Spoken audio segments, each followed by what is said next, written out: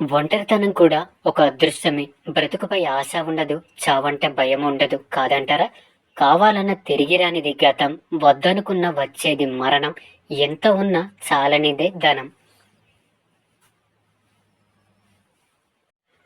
ఖర్చు పెట్టినా కూడా కొనలేనిదే స్నేహం.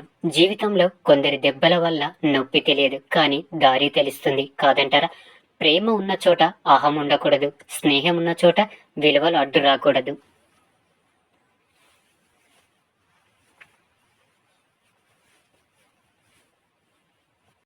బంధం ఉన్న చోట ధనభేదం ఉండకూడదు, అలాగే బాధ్యతలు ఉన్న చోట బరువు అనిపించకూడదు. అర్థమైందనుకుంటా. కోరుకున్నది రాదు, అనుకున్నది జరగదు, నచ్చింది ఉండదు.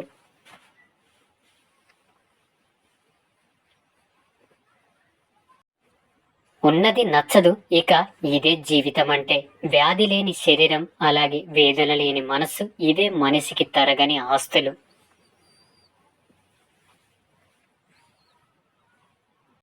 జీవితంలో నిశ్శబ్దం, అలాగే చీకటి, ఇవి నేర్పే పాఠాలు ఎంతో లోతైనవి. ఎందుకంటే నిశ్శబ్దం ఎప్పుడు కూడా నిజాన్నే చెప్తుంది, ఇక చీకటి మన అనుకున్న మనుషుల యొక్క నిజ స్వరూపాన్ని చూపుతుంది.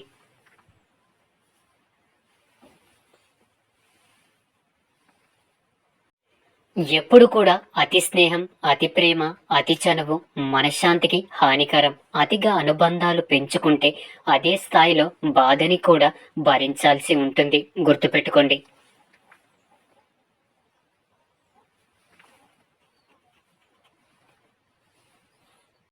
నిజం బాధని కలిగిస్తుంది, అబద్ధం ఆనందాన్ని కలిగిస్తుంది. కానీ ఆనందపడ్డవారు బాధపడే రోజు తప్పకుండా వస్తుంది. అలాగే బాధపడిన వారు ఆనందపడే రోజు కూడా తప్పకుండా వచ్చి తీరుతుంది.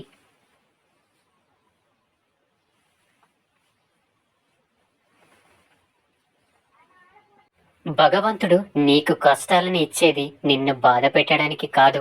ఎంతమంది నీతో నిజాయితీగా ఉన్నారో, అలాగే ఎంతమంది నటిస్తున్నారో అని నీకు తెలియజేయడానికి మాత్రమే. గుర్తుపెట్టుకో.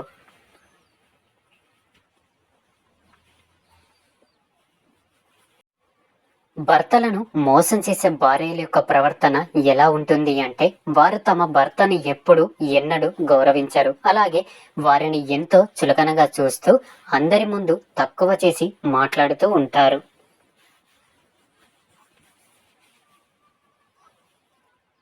తన భర్త యొక్క గౌరవాన్ని సమాజంలో లేకుండా చేస్తారు. సమాజం కూడా తన భర్తని చులకనగా చూసే స్థాయికి వారు దిగజారుస్తారు. భర్త వద్దు అని హెచ్చరించినప్పటికీ కూడా పరపురుషునితో చనువుగా మాట్లాడుతూ ఉంటుంది.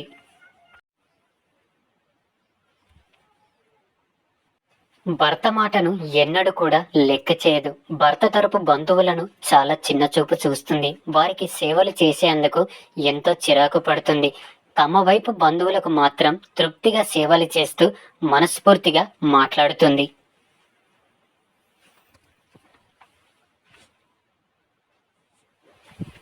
ఎప్పుడు డబ్బుల గురించే, అలాగే అలంకరణ గురించి మాత్రమే ఆలోచిస్తూ ఉంటుంది. తనకు కావలసిన సదుపాయాల విషయాల్లో ఏమాత్రం లోటు కనిపించినా దూషిస్తుంది, అలాగే దుర్భాషలాడుతుంది.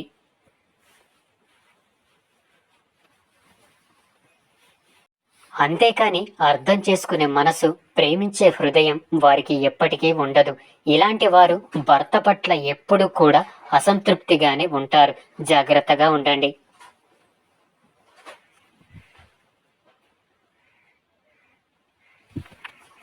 ఈ సమాజంలో నమ్మేంత మంచివాళ్ళు లేరు, అలాగే నమ్మలేనంత చెడ్డవాళ్ళు లేరు.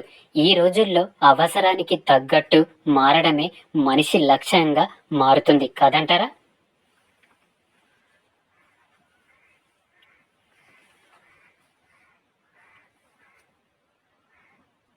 సమయం, ఆరోగ్యం, అలాగే బంధం, వీటి మీద ఏ ధర రాశి కూడా ఉండదు. కానీ అవి కోల్పోయిన తర్వాత మాత్రమే వాటి యొక్క విలువ తెలుస్తుంది. అర్థమైందనుకుంటా.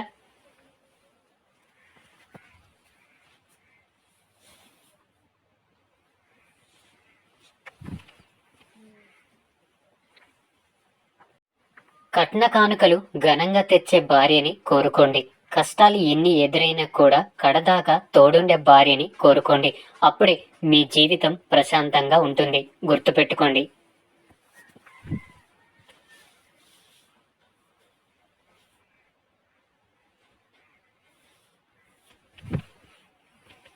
ఎదురుగా ఉన్నప్పుడు పిలిచే పెదవి కన్నా కూడా దూరంగా ఉన్నప్పుడు తలిచే హృదయమే గొప్పది కాదంటారా?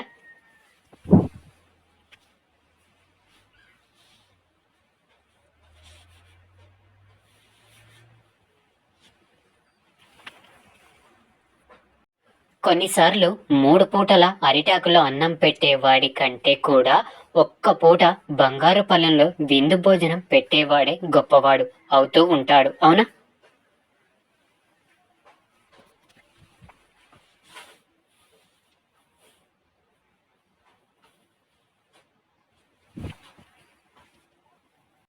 అరిటాకులో అన్నం నిన్ను మనస్ఫూర్తిగా కావాలి అనుకున్న వారు పెడితే, బంగారు పళ్ళెంలో అన్నం నీతో అవసరం ఉన్నప్పుడు పెట్టి గౌరవిస్తున్నట్లు నటిస్తారు.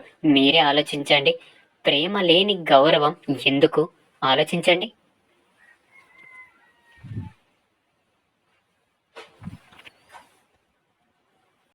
మన కోసం కొంత సమయాన్ని కూడా ఇవ్వలేని వారి గురించి ఆరాటపడటం, అలాగే ఆలోచించడం ఆపేస్తే ఎన్నో సమస్యలకు పరిష్కారం దొరుకుతుంది. ఒకరి ఎదుగుదల చూసి నీకు ఈర్ష్య, అసూయ, ద్వేషం చెందుతున్నావంటే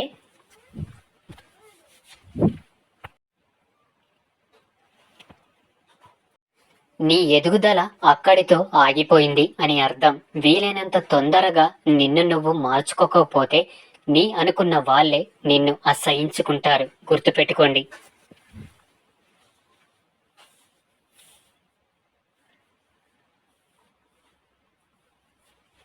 అందరూ అంటూ ఉంటారు డబ్బు అనేది ఇద్దరు మనుషుల్ని విడదీస్తుంది అని. కానీ అది నిజం కాదు. డబ్బు అనేది ఇద్దరి నిజ స్వరూపాన్ని బయట పెడుతుంది అంతే.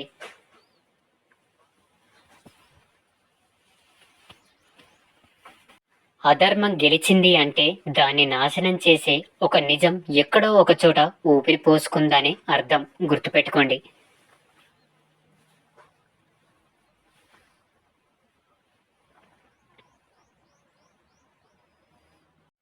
ఉన్న పలంగా మీరు మీ భవిష్యత్తుని మార్చుకోలేరు, కానీ అలవాట్లను మాత్రం మార్చుకోవచ్చు.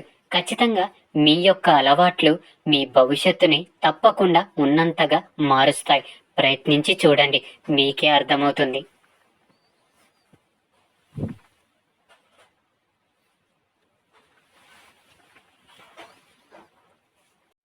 మూర్ఖులకు ఎంత తక్కువ స్పందిస్తే మన జీవితం అంత ప్రశాంతంగా ఉంటుంది. గుర్తుపెట్టుకోండి. తుమ్మ చెట్టు ఎంత ఎత్తుకు ఎదిగినా మనం తులసి చెట్టుని పూజిస్తూ ఉంటాం.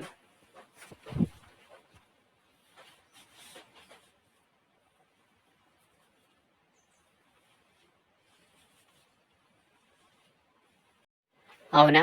అలాగే చెడ్డవాడు ఎంత గొప్పవాడైనా సరే, గొప్ప మనసున్న మంచివారిని గౌరవిస్తాం. ఎంత ధనముండి మాత్రం ఏం లాభం? గుణం లేనివాడు ఎప్పుడు కూడా గుడ్డివాడే కాదంటారా?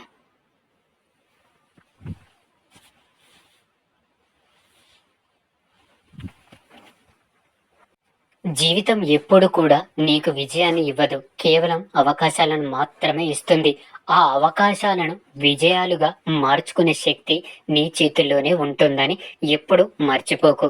ధైర్యంగా ఉండాలి. విశ్వాసాన్ని ఎప్పుడు కూడా కోల్పోకూడదు.